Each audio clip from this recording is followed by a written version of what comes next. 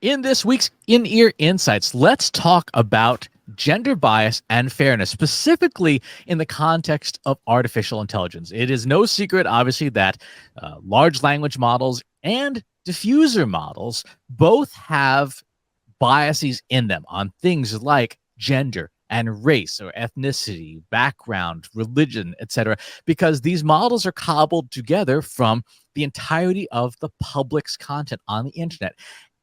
And the reality is that these are in many ways mirrors of humanity itself. And humanity contains biases and things. So, Katie, when we talk about gender bias and fairness, if you wouldn't mind, start off in your mind, what is fairness? What does that mean to you, particularly since you're of a different gender than I am? And how do you see that manifesting in the uses of artificial intelligence? So, at its core, fairness is giving equal opportunity to any one person, to any one gender, to any one background, ethnicity. So, Chris, if you and I were, both presented with a speaking opportunity, to be fair, we would both be given equal, opportunity to, apply for it, to, win the opportunity, whatever the thing is.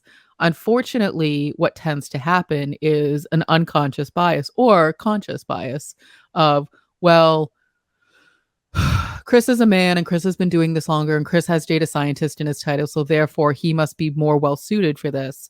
And I've never heard of Katie, even though she's spoken at a bunch of events and doesn't have scientist in her title. So I'm going to pick Chris because I know him versus Katie. So that's sort of where the unfairness comes in. When you start to create gender bias, that's when you're like, well, this audience is going to be more men, so they'd probably respond better to a man speaking versus a woman. And then therefore, Chris, you would be selected versus, conversely, you could say, well, this is a female audience and therefore I'm going to pick the female speaker. Like, you can bias in the other direction. It doesn't happen as often as, things are slanted in favor of women, but it can happen, to be sort of in that construct of fairness. You can overcompensate for one versus the other, for one ethnicity, for one gender, for one, whatever the thing is, pick the category. I remember a few years back, we were talking about this in a slightly different context in terms of helping one of our friends try to figure out how to source speakers. And we got into a long debate around, well, if we blind everything, if we anonymize, names and backgrounds and all of that so that it can be more fair, are we overlooking the people who are more qualified in order to have a more diverse group of speakers? And we didn't have a good solution for it. And so it's a complex topic to unpack. So Chris, from your perspective, what is fairness? So this is a really, really, like you said, a very complex topic because you have two different kinds of equality. There is equality of opportunity, right? Where you say, yes, Katie, you should get the same shot I get, right? If we are matched on skills, if we are matched on capabilities, we should have the same opportunities. That's one aspect of fairness, equality of opportunity. The second is equality of outcome, where the outcome is fair regardless of the input. So, for example, two people who are equally qualified should have the same pay, right? That is equality of outcome. We're not saying you have a chance at better pay. We're saying you should have the same pay because a protected class like gender should not be an influence of whether you get paid or less or more. And so the challenge for a lot of us, particularly across different cultures, is which kind of fairness is A, legally required in your culture, and B, is optimal for the situation. For example, with voting, everyone should have that's equality of outcome. Everyone should have the same right to vote, right? No one group of people should have less of a right or be suppressed in their voting. Everyone should get the same, one person, one vote, regardless. With things like speaking opportunities, that's more gray, because like you said, when there's issues of, is one person more qualified than the other, is, if you care about equality of outcome, you say it doesn't matter what qualifications there are, you have to have 50-50 gender bias, or have to have a representation that's proportional population for the speakers involved. So in America, that would be like 17%, 17.6% of your speakers must be black or of black descent, and 10.6% must be Hispanic or Latina, and so that's a really big challenge when it comes to things like AI and the usage of AI. You have to decide what kind of equality are you after, and there's cultural stuff too. East Asian nations like China, Japan, Korea, etc., they're collectivist nations where the group is generally put ahead of the individual. So individualism matters much less. So equality of outcome tends to be more heavily weighted than equality of opportunity, because this equality of opportunity is not as important as equality of outcome. Everyone should be treated the same. It's very much a monoculture in some ways. Whereas in America is highly individualistic, anomalously individualistic. Actually, there's a great Freakonomics episode about this. We are bizarrely individualistic on this rating scale, like 10x beyond any other nation. So for us, equality of opportunity is like, yeah, everyone can make it. Everyone has a chance at the American dream, but the outcomes are clearly very, very skewed.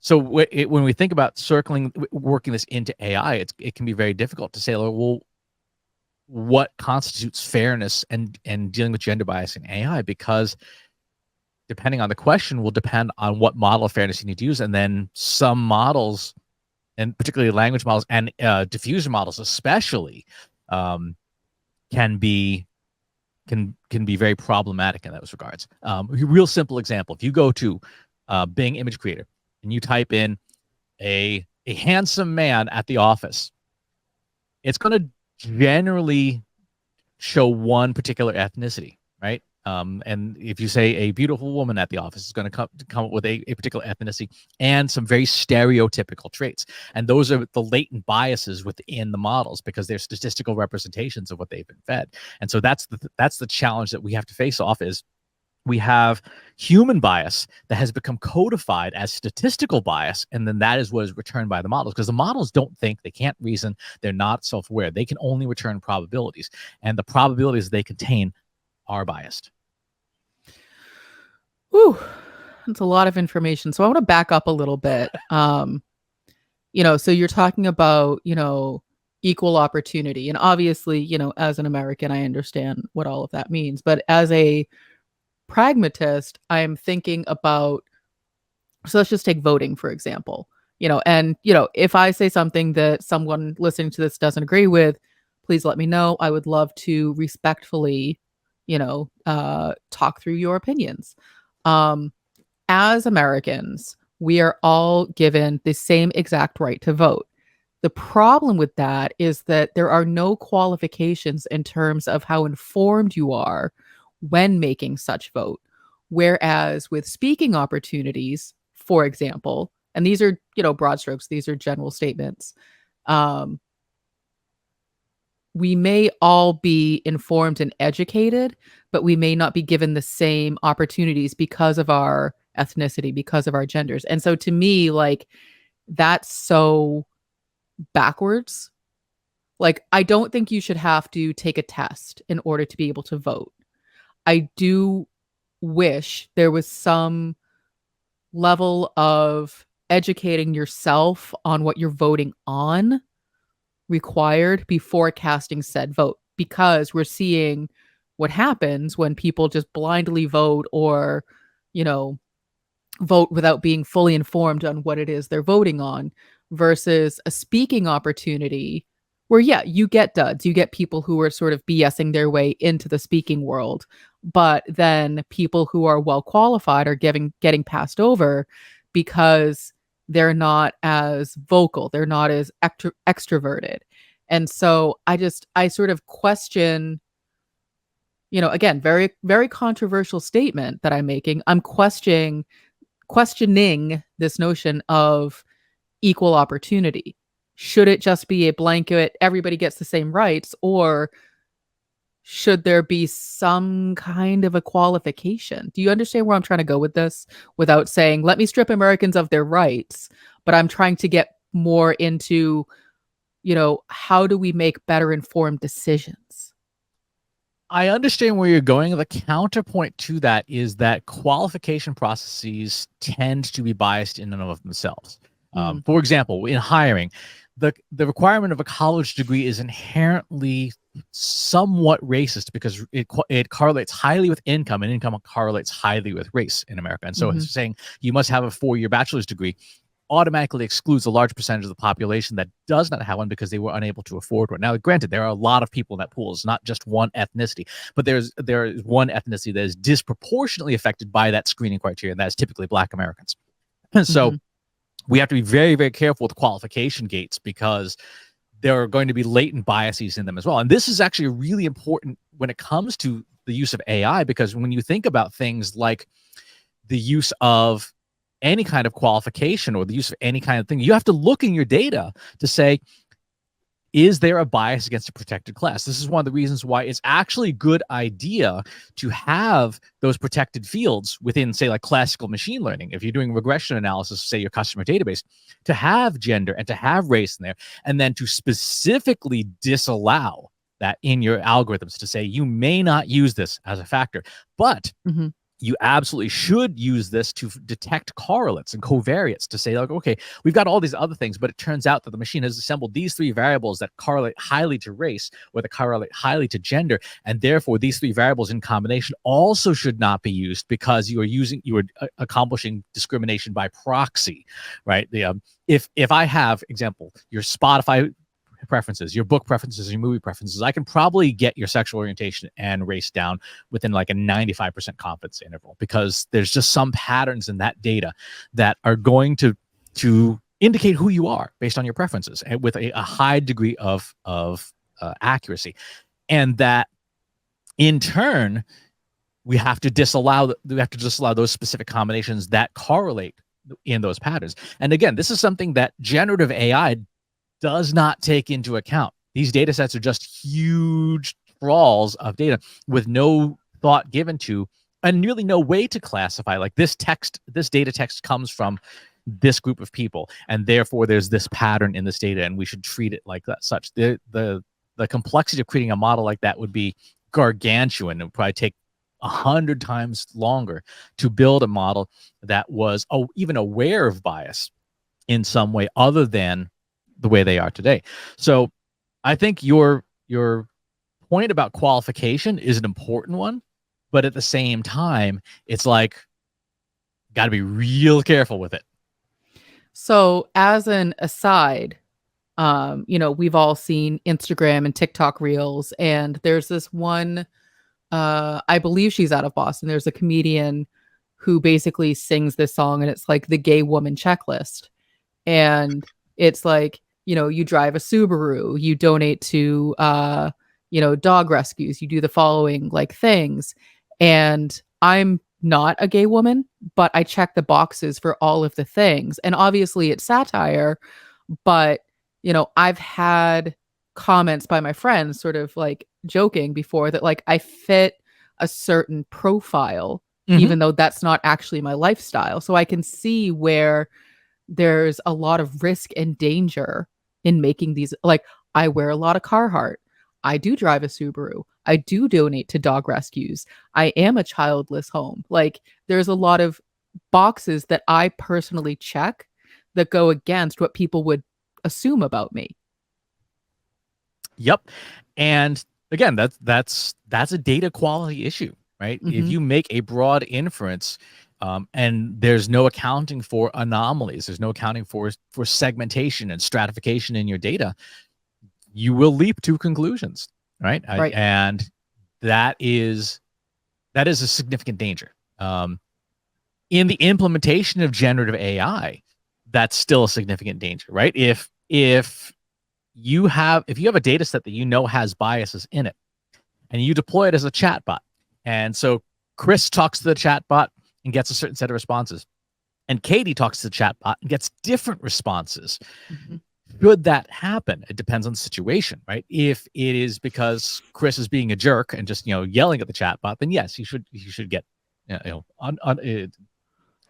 polite decline of service, right? Whereas if Katie chats in a civil, professional way, she should get better responses. But if we gave identical responses and we got different outcomes, then that could indicate that just based on our genders, there might be a problem. And so part of understanding with, in particular, generative AI is that what outcome you're looking for. In this chatbot example, of a customer service example, you want equality of outcome. Chris and Katie, if they Mhm. have the same problem, should receive the same level of service. They should. But we already know, and this is something that we're going to be talking about on our live stream on Thursday at 1 p.m. Eastern on our YouTube channel, trustinsights.ai/YouTube. We're going to be demonstrating where that gender bias comes in. So, for example, you have the customer service example, but, let's say we took, we blended our, experience together and created one biography. We said, this is the background of this person. And then we said, this is Chris Penn, and asked the generative AI, what are the speaking opportunities based on this biography? And then we said, this is Katie Robert, exact same biography. And we said, what are the speaking opportunities? I guarantee we're going to get different sets of responses. I mean, this is something that we're going to be trying out and sort of testing. But my instinct is that based on the gender inferred by the large language model, just because of the name, not the experience, we're going to get a different set of responses. And that is the core of the issue, is that, I've heard generative AI described as one more way for women to get mansplained to. And I can't say that that's been incorrect. Like, that has actually been my experience. I feel very patronized and talked down to when interacting with a stupid machine. And that's because the machine's a mirror of humanity. Of It is who's drawn from creating us. them. Mhm. Right. Not just who's creating them, but of also the input text. I mean, if you think about the contents of the Common Crawl data set, which is one of the biggest data sets that is in there.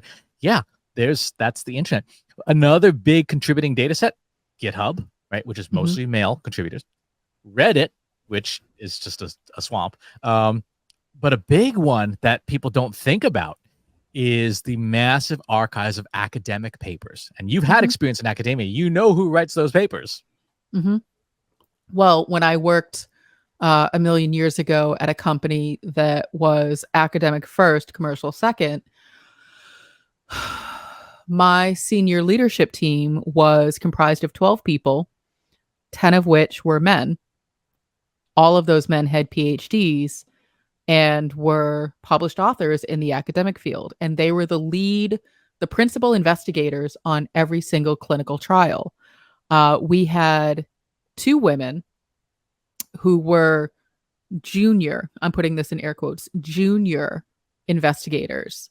Even though they had the exact same qualifications, they weren't as seasoned, aka old, as the other principal investigators. Therefore, they were not allowed to call themselves just principal investigators. They were not allowed to be first authors on the academic research, even though it was their research. They were still required to have male supervision of someone who had more experience. And, quite honestly, it was BS. But that was the way that the system was constructed. Therefore, when you look up academic research, including academic research done on women, it is male led academic research. And I believe that, in the health field, women on research only started, maybe a couple of decades ago, because there was this thinking that, because women go through so many changes in the span of 28 to 30 days, that we are not consistent enough to do research on. So all of the research done on our behalf was done on men. So there's a lot of, like, again, a lot to unpack as to why we're having this particular conversation. But I guess the question, Chris, is is there anything we as data scientists, we as marketers, we as executives can do for ourselves, for our teams, for our companies to try to, obviously we can't stop gender bias, but can we start to prevent against introducing even more of it when using these tools? Uh, that's tricky because there actually are documented and reasonably well studied um, academic papers on just how the different genders use language itself, right? So, Mm-hmm. for example, um, Yeah. people who identify as male typically use more adjectives but have lower word count. Mm-hmm. So men tend to speak in a much more direct way with Mm-hmm. with adjectives and determinants. Women tend to speak in more of, I would call it an interactive way, where there's actually more descriptions, more context.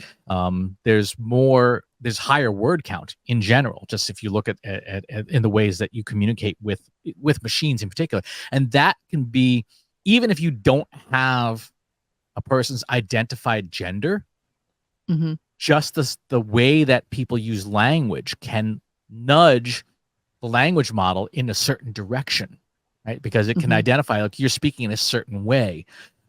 Same is true for people who have, say, different racial backgrounds. You know, if I was fluent in Korean, I would have different patterns of how I use language in English based on my experiences with the Korean language. If you have someone who speaks Ukrainian, they're going to have very very different uses of things, like where they place adjectives and adverbs within a sentence, because if their native language is Ukrainian, they have those patterns. And so in when people write and speak in English and interact with these models, those differences will come through, and the model will Mm-hmm. recognize that and start to adapt based on the statistical probabilities that's being given. So to answer your question, the most important thing we can do is upfront do a risk assessment. What is the risk of a model recognizing someone's gender and behaving differently? So, for example, if I am making a model that maybe I'm using a diffuser model for clip art for a blog post, there is risk there.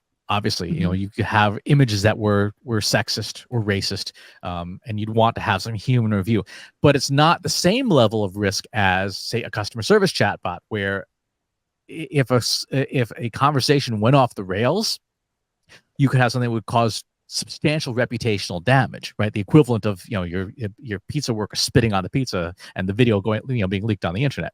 And so I think part and parcel of understanding bias within these language models is to do that full 5P analysis from a perspective of risk. What is the risk if this thing goes off the rails?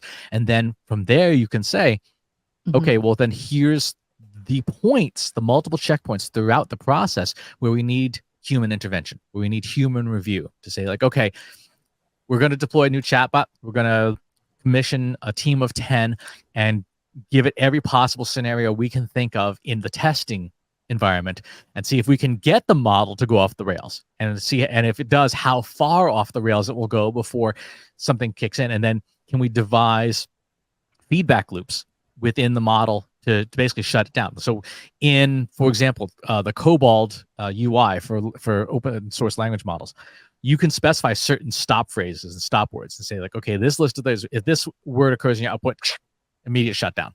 Mm-hmm. And just the conversation ends. And so those, you would have to understand the technology to know what's possible to shut down these things, but you absolutely want to build that 5-part process for risk analysis specifically, to say this is how we can reduce our risk. It seems like it would just be a really good best practice when introducing any kind of new technology, but especially technology that is seemingly speaking for you. Um, but you know, it occurs to me, and this was something that I was talking about in our newsletter last week, is that artificial intelligence is a culture shift.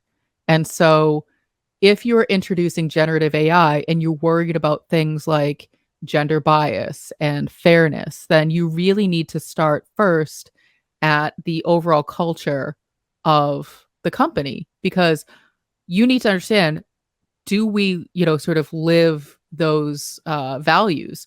Do we have equal opportunity regardless of race, background, gender, etc.? Do we introduce those biases? Do we have an all male executive team and all female admins? Do those inequalities exist and we weren't even aware of them? Because introducing artificial intelligence is only going to exacerbate the problem, not fix the problem. Technology won't fix a people problem, but people Right. can fix a technology problem. It's not, you can't, it doesn't go both ways. It's one directional. More appliances doesn't make you a better chef. It does not. It just introduces, at least for me, more ways to get injured.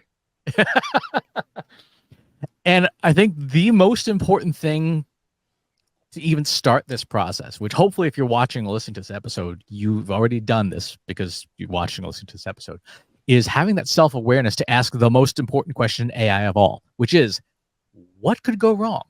Not ironically, asking literally, what could go Mm-hmm. wrong? If you look at a situation, go, how could this machine just misbehave? And you think through all those scenarios, then you're already on the path towards mitigating your level Mm-hmm. of risk. If you don't even know to ask the question, what could go wrong, you're in a lot of trouble. I agree with that. So it's a lot to think about. You need to be aware of what's going on within your team, your company, yourself before introducing tools like generative AI, ChatGPT, Llama, all of the other ones, because if you're not aware, then you will just continue to introduce more of these issues into these tools because they're learning from you. So definitely do your due diligence, go through the 5 Ps, and ask the question, what could go wrong? Exactly. And if you've got some scenarios that you've run into or some questions you've asked and you'd like answers to, pop by our free Slack group. Go to trustinsights.ai/analytics for marketers, where you and over 3,300 other marketers are asking and answering each other's questions every single day about analytics and AI. And wherever it is you watch or listen to the show, if there's a channel you'd rather have it on, we probably have it. Go to trustinsights.ai/TI podcast to find the show on the platform of your choice. Thanks for tuning in, and we'll talk to you next time.